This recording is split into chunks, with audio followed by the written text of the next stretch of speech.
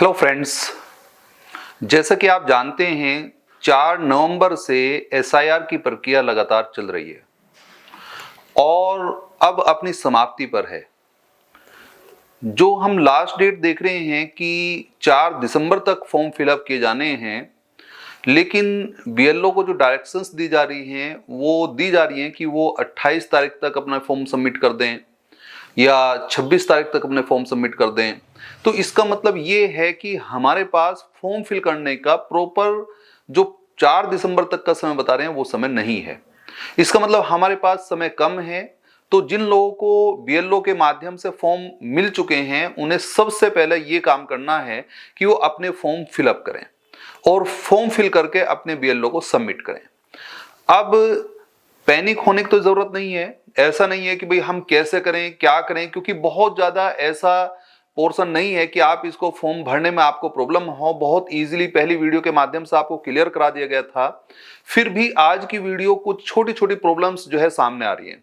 एक बड़ी प्रॉब्लम तो ये है कि एक मैरिड वुमन है, उसका जन्म कहीं और हुआ था और अब वो रिजाइड कहीं और कर रही है, जिसके साथ शादी हुई है कहीं और कर रही है या वो दूसरे स्टेट में रिजाइड कर रही है। तो वो अपना फॉर्म कैसे फिलअप करें, उन्हें कंफ्यूजन हो रहा है। दूसरा एक कंफ्यूजन ये है कि 2003 की लिस्ट में हमारा नाम था, लेकिन वर्तमान समय में 2025 में हमारा नाम नहीं आ रहा है। तो ऐसे समय में हम क्या करें, एक प्रॉब्लम ये आ रही है। और तीसरी जो प्रॉब्लम है, जो कॉमन प्रॉब्लम अराइज हो रही है, जो प्रॉब्लम आई है सामने, वो ये आई है कि एक व्यक्ति के द्वारा ये सवाल किया गया कि मैं पहले यूपी में रहते थे, हमारे फादर रहते थे और उनका 2003 की लिस्ट में नाम है हमारे फादर का, लेकिन हम लोग गुजरात आ गए और हम गुजरात रहते हैं या किसी दूसरे स्टेट में रहते हैं और अब हम एसआईआर का फॉर्म फिलअप करना चाहते हैं। तो क्या हम गुजरात में फॉर्म फिलअप कर सकते हैं, हमारे फादर वहां पे हैं? तो ये जो कॉमन प्रॉब्लम है, इनके फॉर्म को फिलअप करने में प्रॉब्लम हो रही है। दूसरी एक समस्या ये है कि जी हमारे पास तो वोटर लिस्ट ही नहीं है, वोटर लिस्ट जो है का कैसे करें। एक समस्या ये है कि बीएलओ फॉर्म नहीं दे रहा है। ये तो मैंने जो है कॉमन प्रॉब्लम थी, ये मैंने पहले भी बताई थी कि अगर बीएलओ फॉर्म नहीं दे रहा है तो उसके लिए जो बड़ा सॉल्यूशन है वो ये है कि सबसे पहले आपको जो आपका प्ले स्टोर है मोबाइल के अंतर्गत, वहां पर आपको वोटर हेल्पलाइन ऐप है उसे आपको इंस्टॉल करना पड़ेगा। और वोटर हेल्पलाइन जो आप ऐप इंस्टॉल करेंगे, जब आप उसमें सर्च पे क्लिक करेंगे तो वहीं पर आपको जो है सारे पोर्शन दिखाई पड़ेंगे। ईपीआई नंबर जो आपका एपिक नंबर है वो आपको, जैसे आप वोटर आईडी नंबर आप डालेंगे तो उसमें आपका डिटेल आ जाएगा, आपका रजिस्ट्रेशन हो जाएगा और जो है वहां से जो है वो आपका फॉर्म ओपन हो जाएगा। तो वो तो एक कॉमन प्रॉब्लम अलग हो गई ऑनलाइन वालों की, जिसका फॉर्म आ ही नहीं रहा है उसकी प्रॉब्लम अलग है, वो दूसरे तरीके से बताऊंगा। फिलहाल सबसे पहले जो कॉमन एक प्रॉब्लम और है, वो प्रॉब्लम ये है कि भाई हमारा फॉर्म था वो नहीं आया तो वो क्या करें।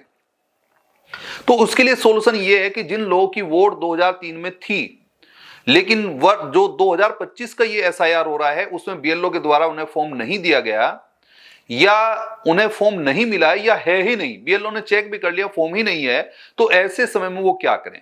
तो जो आपने वोटर हेल्पलाइन ऐप इंस्टॉल किया है उसके अंतर्गत फॉर्म नंबर 6 आपके पास है। फॉर्म नंबर 6 को आप जो है वो फिल करेंगे और उसके माध्यम से आप अपनी वोट को ऐड कराएंगे।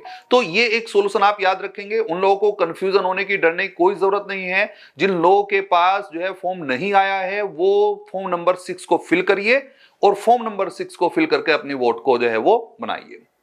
दूसरा जो पोर्शन है वो ये है कि जी हमें जो है चेंजिंग करनी है, कोई बदलाव करना है, नाम में बदलाव करना है, तो उनके फॉर्म नंबर 8 जो आपका वोटर हेल्पलाइन जो आपका ऐप है जो आपने इंस्टॉल किया है, उसी ऐप के अंतर्गत फॉर्म नंबर 8 को आप फिल करेंगे। इसकी हमने वीडियो भी बना दी है, ऑनलाइन फॉर्म कैसे फिलअप करेंगे उसके लिए एक प्रॉपर वीडियो बना दी गई है, चैनल पर डली हुई है। जिन लोगों ने सब्सक्राइब किया हुआ है उनके पास वीडियो पहुंच गई होंगी, वो वीडियो के माध्यम से उस वीडियो में देख सकते हैं, उसका लिंक भी डिस्क्रिप्शन में डाल दिया जाएगा, तो आप उस पर जाके भी देख सकते हैं। और यहां से आप वोटर हेल्पलाइन ऐप पे ओपन करके फॉर्म नंबर 8 को अपना फिल करिए, आपका वो पोर्शन भी समाप्त हो जाएगा, वो चेंजिंग भी समाप्त हो जाएगी। तो ये वाले दो सॉल्यूशन तो आपके जो है वो क्लियर हुए। अब समस्या जो है वो ऑफलाइन वालों की जो बड़ी समस्या है वो ये है कि जी हम नहीं समझ पा रहे। उनका कहना यह है कि एक वुमन है और उनकी शादी हुई थी, अब शादी के बाद वो फादर का एड्रेस डालें या जो है वो हस्बैंड का एड्रेस डालें, ये एक बड़ा कंफ्यूजन हो रहा है। वो कौन सा एड्रेस डालें, ये जो समस्या आ रही है, ये वो कई बार बताने की कोशिश की, मैसेज भी किए, कमेंट किए मैंने, लेकिन उस पर जो है वो रिप्लाई नहीं आया, या फिर ये कहा जी समझ में बात नहीं आई है। तो उसके लिए प्रॉपर एक फॉर्म फिल करके मैं दिखा रहा हूं उन महिलाओं के लिए जिनकी शादी हो गई है, उनके मैं 2 फॉर्म फिल करके दिखाऊंगा जिससे आपकी ये प्रॉब्लम समाप्त हो जाए। जिन लोगों की शादी हुई है 2003 से पहले, उनका फॉर्म अलग फिल करूंगा, और जिन लोगों की शादी हुई है 2003 के बाद, उनका फॉर्म अलग फिल करूंगा। तो दोनों जो है वो फॉर्म फिल करके आपको दिखाऊंगा जिससे आप इजीली जो है फॉर्म फिल कर लें। तो इस वीडियो में 2 पार्ट रहेंगे, और जो पहला पार्ट में हम जो फॉर्म फिल करना आपको बताएंगे वो उन वुमेन्स का बताएंगे जो मैरिड वुमन है लेकिन उनकी शादी वर्ष 2003 से पहले हो चुकी थी। इसका मतलब साफ है कि उनका नाम वोटर लिस्ट में है 2003 की, उनके हस्बैंड का नाम भी 2003 की वोटर लिस्ट में है। तो इसका मतलब जिनकी शादी वर्ष 2003 से पहले हुई थी उनका फॉर्म कैसे फिल होगा, सबसे पहले इसे देखेंगे, और फिर जिनकी शादी 2003 के बाद हुई है उनका सेकेंड पार्ट में जो है वो फॉर्म फिल करके दिखाया जाएगा। तो अब जैसा कि हमने देखा था कि 2003 की निर्वाचक नामावली हमने एक लिंक से जो है अपनी डाउनलोड कर ली है, और ये हम देख रहे हैं कि हमारी 2003 की निर्वाचक नामावली, सबसे पहले हमने इसे हाईलाइट कर लिया कि भाई ये हमारी 2003 की निर्वाचक नामावली है। अब हमें जरूरत है सबसे पहले अपनी निर्वाचक नामावली पे जो 2003 की है, ये आप देखिए कि उसमें जो है विधानसभा क्षेत्र संख्या क्या है। तो ये जो सबसे ऊपर कोने पर है उसे आप हाईलाइट कर दीजिए, जिससे जो है वो आगे इसकी कॉपी भी लगाएंगे, जिससे जो है वो बेलों को भी आपकी आसानी रहेगी। और इधर ये देख रहे हैं आप भाग संख्या, तो भाग संख्या को आप हाईलाइट कर दीजिए, भाग संख्या आपका हाईलाइट रहेगा। तो 2 चीजें की जरूरत पड़ेगी, मैंने दोनों चीजें आपको बता दी कि जैसे आप निर्वाचक नामावली का आप सोचेंगे कि भाई निर्वाचक नामावली 2003 की कर लिए तो बहुत सारी चीजें लिखी हुई, हमें किस चीज की जरूरत है। तो सबसे पहले जो ऊपर कोने पे लिखा हुआ है आपके विधानसभा क्षेत्र संख्या, उसे आप हाईलाइट कर लें या अंडरलाइन कर लें, और फिर आप जो है देख लें कि भाग संख्या क्या है। इधर के कोने पे दूसरी साइड में आप देखेंगे ये भाग संख्या लिखा हुआ है, तो ये भाग संख्या को आप जो है वो हाईलाइट कर लें। उसके बाद जो है यहां पर आप देखें ये वोटर लिस्ट है 2003 के आपके वार्ड की, इसमें 2 पेज, 10 पेज, 20 पेज कितने भी हो सकते हैं। आप अपना नाम का पेज जो देखेंगे कि वो कहां है वो हमें देखना है। मान लीजिए हमारा नाम जो है वो ये है 706 पे, ये 706 नंबर है, ये आ रहा है, और ये मकान नंबर आ रहा है, सुनील कुमार जी हैं, और जो है ये प्रकाश हैं, और ये आ रहा है जो है ये वाला पोर्शन आ रहा है हमारा। तो हमें सबसे पहले इस चीज की नंबर की जरूरत पड़ेगी, हमने हाईलाइट कर दिया। तो अब हमने देख लिया कि हमारा नाम है इस नंबर पे 706, ये हमारा संख्या है, ये संख्या हमें डालनी है। दूसरा हमें जो है ये हमें जो है अपना विधानसभा क्षेत्र की संख्या डालनी है, और फिर हमें ये जो है अपनी भाग संख्या भी डालनी है। तो अब ये हमारे पास प्रॉपर मटेरियल हो गया जो हमें डालना है, ये हमने एक तरफ रख दिया, ये हमें जो है अपने फॉर्म के साथ लगा के सबमिट करना है। अब हमें देखना है कि भाई हम वुमन हैं और वुमन है, महिला है, ये एक फॉर्मेट है जो नॉर्मल एक फॉर्मेट है। आप जो है ये मान लीजिए कि ये एक महिला है, ये मेरा फोटो लगा हुआ है, ये मेरा फॉर्म था, लेकिन मैंने इसे जो है क्योंकि मैरिड वुमन के लिए हम बना रहे हैं तो इसे किस प्रकार से बनाएंगे। तो मैरिड वुमन जो भी है उसका यहाँ पर नाम लिखा रहेगा। ये जो पोर्शन है 2025 वाला जो पोर्शन है, आप देख रहे हैं कि आप ये सोच रहे हैं कि जी मैं महिला हूं और मेरी शादी हो गई है, मैं दूसरी जगह रिजाइड करती हूं। तो जब रिजाइड भी करते हैं तो आपको जो फॉर्म मिला होगा 2025 में, तो आप देख रहे हो कि वहां पर आपका पहले नंबर पर आपका नाम होगा, आपका IPIC नंबर होगा, आपका जो है वो देखेंगे कि कहां पर आपको जो आपका एड्रेस है वो यहां पर होगा। दूसरा जो कॉलम है इसमें आपका जो है कहां पर आप वोट डालेंगे, उस क्षेत्र का नाम, संसदीय क्षेत्र या विधानसभा का नाम होगा, फिर आपका बार कोड होगा जिससे आपकी पूरी डिटेल आ सकती है, फिर आपका फोटो लगा होगा और दूसरी साइड में आपको अपना फोटो लगाना है जैसे कि मैंने लगाया है। तो इस प्रकार से ये जो कॉलम है इसमें हमें कुछ भी नहीं करना है सिवाय एक काम के, ये फोटो लगाने के। तो आप मैरिड वुमन है चाहे अनमैरिड वुमन है, ये काम तो आपके लिए कंपलसरी है कि यहां पर आपको अपना फोटो लगाना ही है। मैरिड वुमन के लिए पहले बात कर रहा हूं, तो अपना फोटो यहां लगाएंगे। अब यहां पर जैसे कि आपका नाम, मान लीजिए कि यहां पर आपका नाम है ममता, है ना, ममता नाम है। अब ममता नाम है तो आपको ममता की जन्म तिथि, क्योंकि मैरिड हैं आप, तो आपकी जो डेट ऑफ बर्थ है, मान लीजिए कि आपकी डेट ऑफ बर्थ है 10/4/1983, ये आपकी जो है डेट ऑफ बर्थ है। जो ये डेट ऑफ बर्थ भी नॉर्मली हमें जो है जब हम फॉर्म फिल करते हैं तो हमारे पास अपना आधार कार्ड, पैन कार्ड सब हमें अपने पास रखना चाहिए, और जो पैन कार्ड के अंतर्गत आपकी डेट ऑफ बर्थ है वो डेट ऑफ बर्थ नॉर्मली आपको भर देनी चाहिए, इजीली वो आप जो है भर देंगे। दूसरा, आपके पास आधार कार्ड अगर आपके पास है तो आधार कार्ड जो है वो आप भरेंगे। इसके सामने देखेंगे कि आधार कार्ड वैकल्पिक है, अगर किसी के पास नहीं है तो ऐसा नहीं है कि आपको भरना जरूरी है, जी मेरे पास आधार कार्ड नहीं है या मेरा आधार कार्ड नंबर नहीं है, जी मैं क्या, ये वैकल्पिक है। अगर आपके पास है तो भर दीजिए, नहीं है तो आप डैश का निशान लगा दीजिए। मान लीजिए आपके पास है तो 12 अंकों का आपका आधार कार्ड है, जो भी आपके नंबर है, मान लीजिए आपके नंबर है 5544 और फिर 8899 और फिर 4 4 और 4 और 4। तो अब आपके ये 12 नंबर हो गए। 12 नंबर का नॉर्मली आधार कार्ड है तो 4 तो 4 8 और 4 12। इसका मतलब जो भी आपके आधार कार्ड का मैंने काल्पनिक नंबर डाला है 554488994444, ये आपको देखना है जो भी आपके आधार कार्ड का नंबर है वो आप डाल देंगे। और अगर आपके पास आधार कार्ड नंबर है ही नहीं तो आपको डरने की, कंफ्यूजन की कोई जरूरत नहीं है। फिर आप सीधा एक लाइन खींच दीजिए, यहाँ पर डैश का निशान लगा दीजिए, पूरे कॉलम पे आपको नंबर डालने की कोई जरूरत नहीं है, फिर वहां पर आपको नंबर नहीं डालना है। दूसरा पोर्शन है आपका मोबाइल नंबर। मोबाइल नंबर ये इस समय जो आपका, ये ध्यान रखें कि इस कॉलम का 2003 से कोई लेना देना नहीं है। ये कॉलम वो है जो आपका ये नाम लिखा हुआ है ऊपर, उसी नाम का आपका डेट ऑफ बर्थ आ गई, आपका वो आधार कार्ड नंबर आ गया। अब मोबाइल नंबर हमारा है, मान लीजिए 10 नंबर आपको लेने हैं तो 89252544 और 66। मान लीजिए आपके 10 नंबर आपके पूरे हो गए। तो 10 नंबर हो गए का मतलब साफ है आपका मोबाइल नंबर जो भी होगा, ये काल्पनिक नंबर मैंने लिखा है, जो भी आपका नंबर है वो नंबर आप लिखेंगे 8925254466। ये हमने नंबर डाल दिया मोबाइल नंबर, ये आपको डालना ही है, ये वैकल्पिक नहीं है, आपके पास जो भी नंबर है वो आपको डालना है, वो आप डालेंगे। तीसरा पोर्शन ये है कि अब है यहाँ पर पिता का नाम, ये हम देख रहे हैं पिता का नाम है, और जिस आप जो है अभिभावक का नाम, मान लीजिए अगर आपके पास जो है वो नहीं है पिता, है ना, पिता का आपको पता नहीं है, बहुत पहले की आपकी पैदाइश जो है वो 1983 की या जो 1970 की भी हो सकती है, तो ऐसी दशा में जो है आप अगर पति का भी नाम डाल देंगे तो वो भी अभिभावक हो जाएगा। अगर आपके पास पिता है तो पिता का नाम डाल दीजिए, और अगर पिता नहीं है और आपको नहीं पता कि जो है पिता का, और आपकी वोटर लिस्ट में पति का ही नाम आ रहा है, तो अभिभावक में आप पति का नाम भी डाल सकते हैं, कंफ्यूजन की कोई ऐसी जरूरत नहीं है, वो भी आप डाल सकती हैं अगर आपकी शादी हो चुकी है। तो यहां पर मान लीजिए हमें जो है पिता का नाम डालना है राकेश, राकेश डालना है, रक्षा है?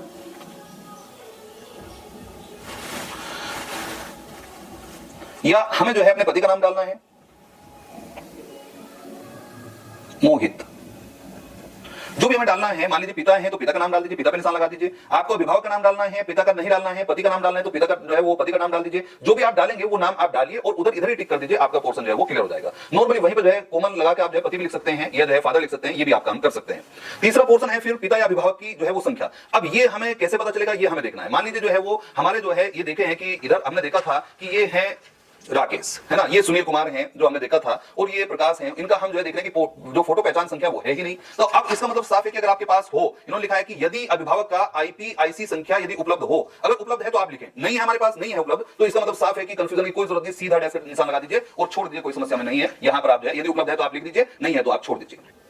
इसका मतलब साफ है कि ये जो है पिता अभिभावक जो भी है आपके, ये जरूरी है कि 2003 का ही हो, ये आपके जो भी जो है मदर है फादर है। नॉर्मली क्या होता है कि जो फोटो पहचान संख्या होती है वो एक ही होती है, जो पहले थी वही आपकी अब होगी। जो आपके फादर की आपके पति की जो भी संख्या है वो अगर आपके पास है 2025 का हो या पहले का हो, जो भी है वो आप डाल दीजिए यहाँ पे, नहीं है तो आपसे छोड़ दीजिए, इससे कोई कंफ्यूजन नहीं होगा।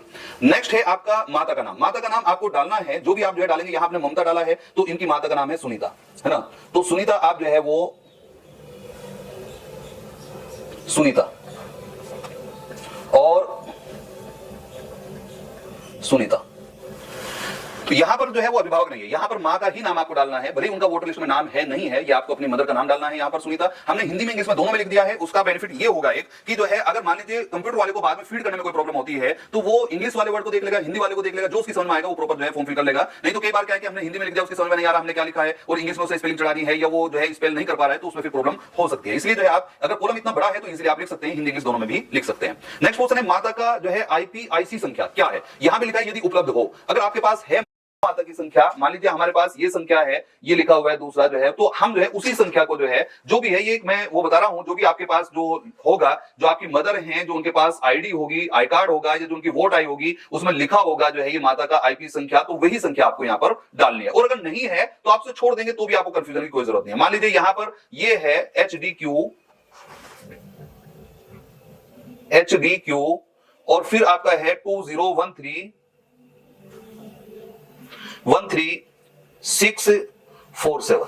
ये हमने ये था तो हमने भर दिया, जो भी आपके पास है वो आप जो है भर देंगे। नेक्स्ट क्वेश्चन है कि पति या पत्नी का नाम, इसका मतलब साफ है कि आप महिला हैं, आप ममता हैं, और आपका डेट ऑफ बर्थ ये था, आपने फॉर्म फिल किया है, आपको अपने पति का नाम अब भरना है। तो इसका मतलब साफ है पति या पत्नी यदि लागू, अगर नहीं है तो नहीं भरेंगे, अगर है तो आप जो है वो भर देंगे। तो इसका मतलब साफ है कि यहां पर जो है वो इनके पति का नाम था सुनील,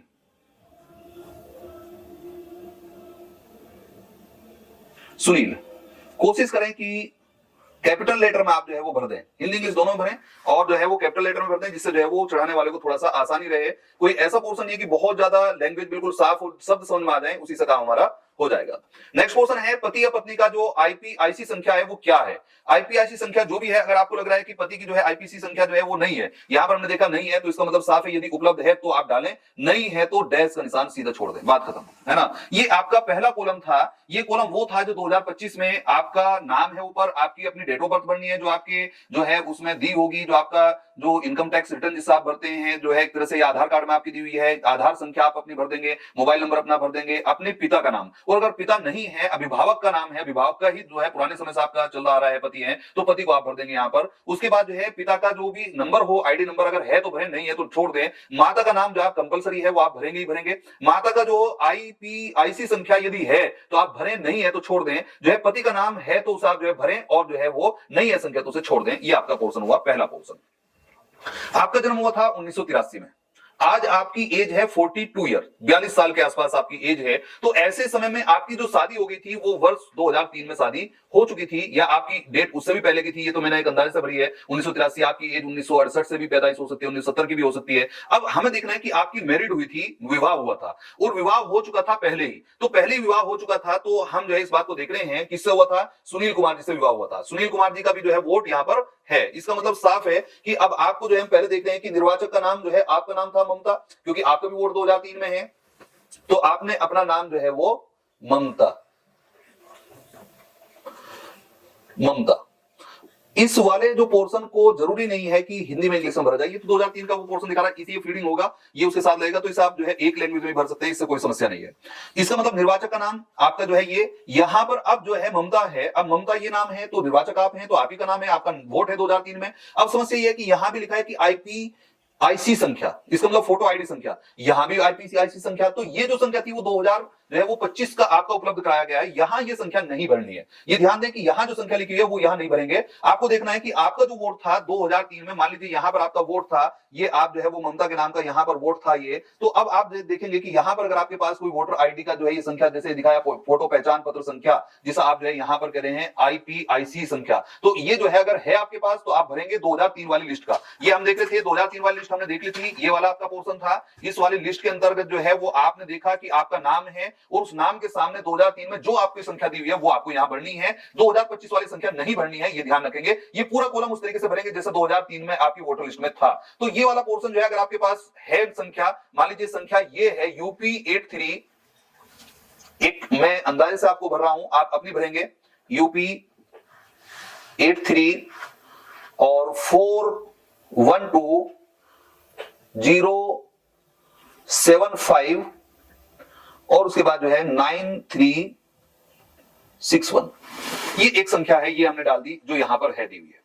अब उसके बाद जो है यहां पर देख रहे हैं संबंधी का नाम, आपकी शादी हो चुकी है तो संबंधी का नाम आपके है सुनील, सुनील से आपकी शादी हुई है, 2003 की वोटर लिस्ट में आपका जो हस्बैंड का नाम है वो आया हुआ है, तो इसका मतलब साफ है कि यहां पर आपको पिता का नाम नहीं भरना है, यहां पर आपको नाम भरना है किसका, जो आपके पति का नाम है जिनका नाम है सुनील, है ना, तो सुनील नाम आपने जो है वो यहां पर भर दिया, सुनील, ये हो गए सुनील। अब संबंध आपने लिखना है तो यहां पर आपने लिख दिया पति, पति है, हस्बैंड,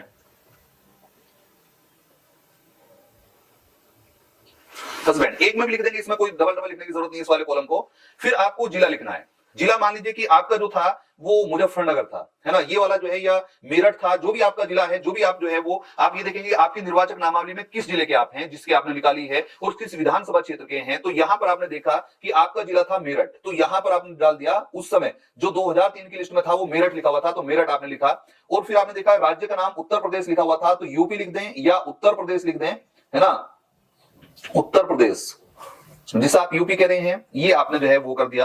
अब विधानसभा क्षेत्र का जो है वो आपको लिखना है नाम, मान लीजिए विधानसभा आप देखेंगे कि आपकी कौन सी विधानसभा है, तो निर्वाचक नामावली के साथ जो है जब आपने निकाली थी तो यहां पर आपको विधानसभा का नाम आपको दिखाई पड़ा होगा, उसकी संख्या भी दिखाई पड़ी होगी। तो विधानसभा आपकी जो भी है, मान लीजिए आपकी विधानसभा मवाना पड़ती है या आपकी जो है वो सरधना पड़ती है या आपकी जो है सिवाल खास, जो भी आपकी जो है वो संख्या पड़ती है वो आप जो है भरेंगे। यहां पर हमने देखा कि ये है सिवाल खास, सिवाल खास विधानसभा हो गई। अब हमें देखना है कि आपका जो है जो संख्या था, अब ये दिख रहा है नीचे विधानसभा निर्वाचन क्षेत्र की संख्या, इसका मतलब जब महिला का जो है 2003 में जो है वो हमने देखा कि 2003 की नामावली थी और विधानसभा क्षेत्र की जो संख्या थी ये आप देख रहे हैं यहाँ पर 396, तो ये जो 396 लिखा हुआ है ये संख्या हमने यहाँ पर लिख दी 396। और फिर हमने देखा भाग संख्या, इधर हम देख रहे हैं ये लिखा हुआ भाग संख्या जो है कोने पे, तो हमने भाग संख्या डाल दी 228।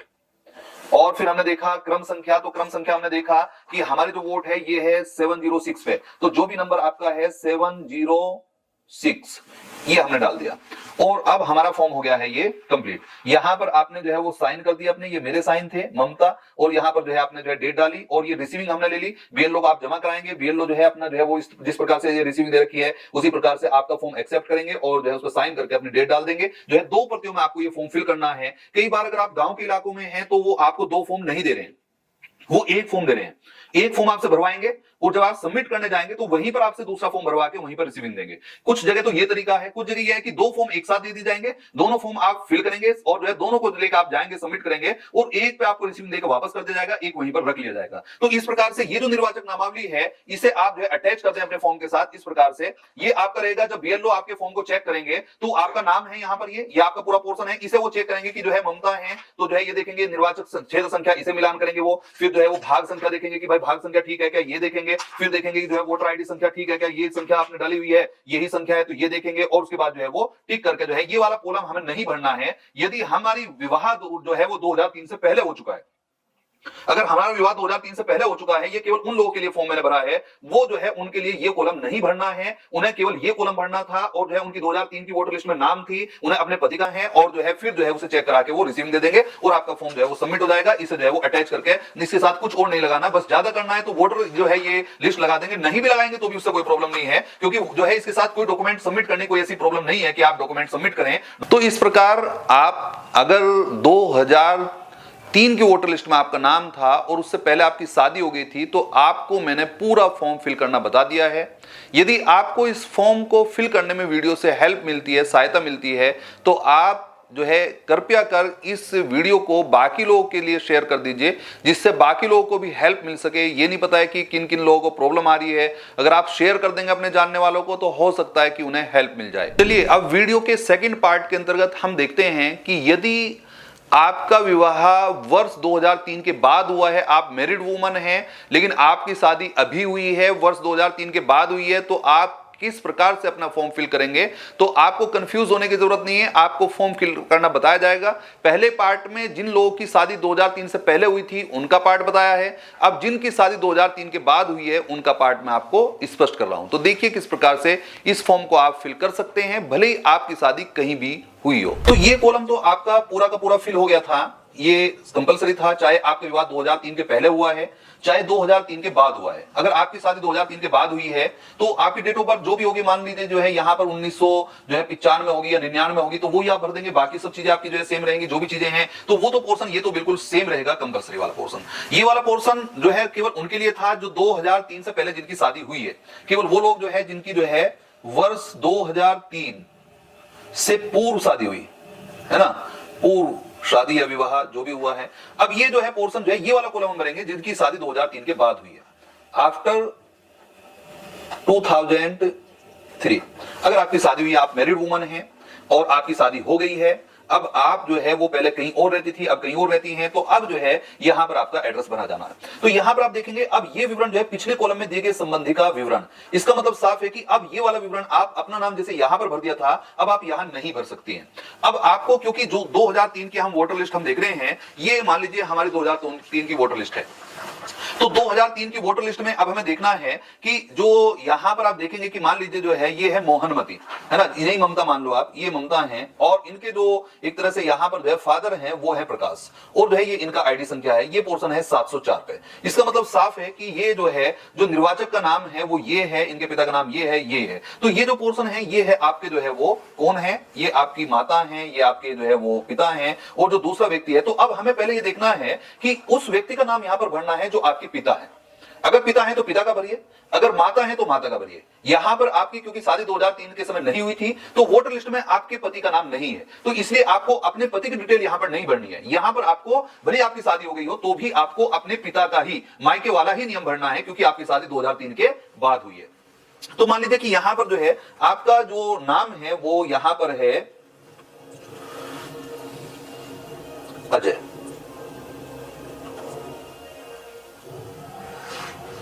ये अजय नाम है जो 2003 की वोटर लिस्ट में है। इनकी जो आईपी संख्या यदि आपके पास हो उपलब्ध तो ही केवल आप भरें, मान लीजिए संख्या आपके पास है तो आप भर दें, नहीं है तो डैश डैश करके इसे जो है खाली छोड़ दें। संबंधी का नाम, इसका मतलब साफ है कि यहां पर जो है ये आपने अपने पिता का नाम भरा है, आपका नाम ममता था, आपके पिता का नाम अजय था, अजय का नाम आपने भर दिया। अब अजय के जो है यहां पर संबंधी का नाम जो भरा जाना है वो अजय के पिता का नाम भरा जाना है, तो इसका मतलब अजय के जो पिता का नाम है वो था संजय, संजय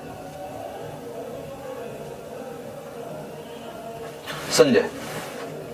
तो तो ये हम देख रहे हैं कि ये संजय हमने नाम भरा, इसका मतलब साफ है कि यहां पर ये ध्यान रखना है। कई बार हमारे मन में ये आता है कि यहां पर नाम लिखा हुआ है तो मैं अपना नाम लिख दूं, और यहां पर जो संबंधी का नाम है मैं अपने पिता का नाम लिख दूं। नहीं, आपको लिखना है यहां पर 2003 की लिस्ट देखिए, 2003 की लिस्ट जो है, मान लीजिए ये आपके यहां पर जो है अनिल की जगह यहां पर संजय नाम लिखा हो और फिर उसके पिता का नाम ये हो, तो 2003 की लिस्ट में जो नाम है वही आप भरेंगे। 2003 की लिस्ट में आपके पिता का नाम है तो उसके बाद उनकी संख्या अगर हो तो भरे, नहीं तो छोड़ दें। फिर आपके पिता का जो नाम है वो, इसका मतलब साफ है कि आपके दादा का नाम जो भी है संजय है वो आप भरें, और इनका संबंध क्या है, पिता।